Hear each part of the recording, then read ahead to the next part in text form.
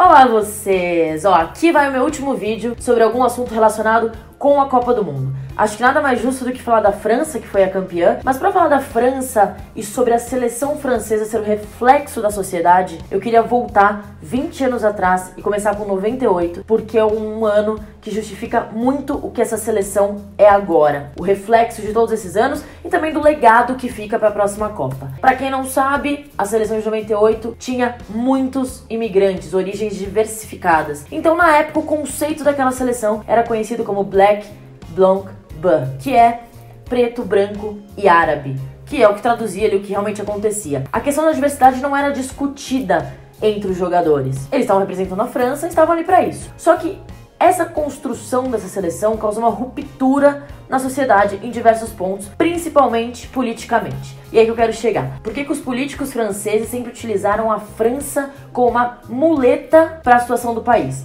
Porque sim, a seleção era um reflexo da sociedade no sentido de ter imigrante, de abrigar pessoas, oportunidades para todos, mas tudo isso foi muito romantizado em 98, fazendo com que as pessoas fossem até iludidas pós-Copa, né? Porque durante a Copa, pela seleção francesa, houve uma unificação muito grande de todos os povos. Só que os políticos usaram isso para vender uma mentira sobre como ficaria a sociedade a partir daquilo. Então era o futebol ensinando a sociedade, só que no fim das contas não foi cumprido. Então essa é a questão que eu vou chegar falando depois da França atual. Durante a construção dessa seleção para 98, diante de alguns fracassos que a França teve, acontece que quando eles perdiam, eles eram os caras, os marginais que estavam sujando a imagem do país diante de alguns políticos. E quando ganhavam, era o povo unificado que estava lutando por um mundo melhor, por uma sociedade melhor.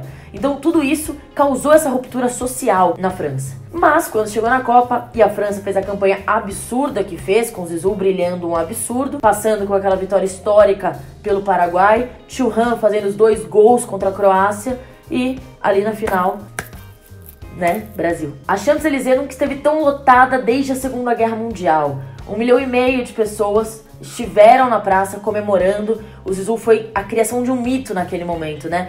A partir de que momento você cria uma felicidade duradoura para o seu povo e a criação de um mito, que o mito naquele momento era o Zidane. Então o Black, Blanc, Bleu era o verdadeiro significado da sociedade francesa dando certo, que era oportunidade para diferentes origens, com jogadores que representavam bem suas nações, mas que no fundo todos podiam se sentir franceses. E foi até disso que alguns políticos se aproveitaram para ir bem aí nessa corrida pela liderança. Com a vitória, a França foi reunificada. Houve uma reconstrução da identidade nacional baseada na mestiçagem. Então o conceito da França de liberté, égalité e fraternité estava muito bem representado apenas dentro dos campos. E quando é que isso aparece? Nos anos que se seguem da Copa do Mundo. Se as coisas mudaram na seleção, se eles foram bem aceitos, se eles eram um motivo de orgulho para a população, chegando ali perto da Copa de 2002 não era bem assim. Eles viraram um pouco estrelas diante do mundo e eram utilizados muito pelo marketing, muito pelo governo. Eles eram um produto, deixaram de ser só o futebol e viraram um produto. E a partir desse momento que vem um novo fracasso da França, que é em 2002. Bom, basicamente, antes da Copa, em uma das propagandas ali de marketing, a França colocou uma outra estrela na camisa. Então eles se disseram campeões, favoritos defendendo o título antes mesmo de entrar em campo. E se tem uma coisa que no futebol é importante, é a humildade. Não aconteceu e aí começa uma derrocada da seleção da França e uma redescoberta de uma nova identidade. Eu falo que na questão da França, a cada 4 anos, eles entram nessa discussão de o que nos últimos 4 anos a gente mudou. A França nunca é a mesma. E é justamente por essa questão da discussão da sociedade, das oportunidades, do que mudou e do que não mudou, e da política sempre caminhando lado a lado com o futebol. Uma situação que exemplifica bem o que aconteceu pós-98 é um amistoso incrível que os políticos tiveram a ideia de criar ali, de fazer a França enfrentar a Argélia. Era o primeiro confronto das seleções desde que a Argélia havia conquistado a independência. E a ideia deles era que fosse um jogo festivo, o Zidane em campo e toda a questão amigável, só que não era bem assim. O clima já tinha começado bem tenso e o desfecho foi a prova de que os argelinos ou os imigrantes se sentiam enganados pelos franceses. Faltando 12 minutos para acabar o jogo, um argelino invade o campo e daí pra frente quase toda a torcida invade junto. E nesse momento não é que tem uma porradaria, eles invadem alegres, orgulhosos de estarem fazendo aquilo e cumprimentando os jogadores argelinos, como quem diz, a gente tá aqui, a gente tá vivo. Então foi um jogo que mudou todo o cenário diante do mundo, que é, as coisas na França não vão tão bem assim. Não é essa maravilha black blonde que todo mundo pensa, né? E isso também faz parte da construção que acontece, passando por 2002 no fracasso midiático e indo para 2006 numa reconstrução. Que é chegando em 2006 que o francês volta a reviver o mito quando o Zidane diz que volta para a seleção francesa. Então quando ele volta, ele traz toda aquela expectativa de realmente uma seleção que agrega os povos e que podem conquistar novamente. A seleção francesa vem incrível. Zidane, talvez em uma das suas melhores apresentações durante a Copa, genial, nada menos que genial. Eles tinham passado pela época de reconstrução, com o Domenic sendo técnico, com aquele jeito esquisito dele, dos jogadores terem que fazer aula de teatro, coral, de estudarem o histórico do país que eles estavam indo visitar. Então, era toda uma questão de o que está acontecendo, mas tá dando tudo certo. Então, os franceses estavam unidos novamente pelo título. Acontece que o Zidane maravilhoso, naquele lapso dele de genialidade com rebeldia, na final ele dá uma cabeçada no Materazzi, é expulso, só que ele tinha feito aquela coisa maravilhosa, imitando Panenka, aquele gol de cavadinha no Buffon. Não é em qualquer goleiro, é no Buffon. Então, foi uma grande representação de tudo que aconteceu, e ele se despede da seleção francesa, quase como que com um tiro, né, no palco, e dizendo: fiz meu trabalho, sou genial, lidem com isso. Alguns jogadores falam que foi um pouco de egoísmo e que talvez ele tenha feito de propósito, porque ele não queria que o Domenic ganhasse a Copa. Mas nunca saberemos, só se um dia ele revelar. De 2006 pra frente, é o que a gente chama de geração frágil. A França começa a perder os seus talentos, que já estão ficando velhos, e traz um grupo de jogadores muito jovens que tiveram as coisas muito fáceis, assim. Não lutaram tanto pra chegar na seleção, eram mimados. Isso causou um pouco de conflito dentro do elenco.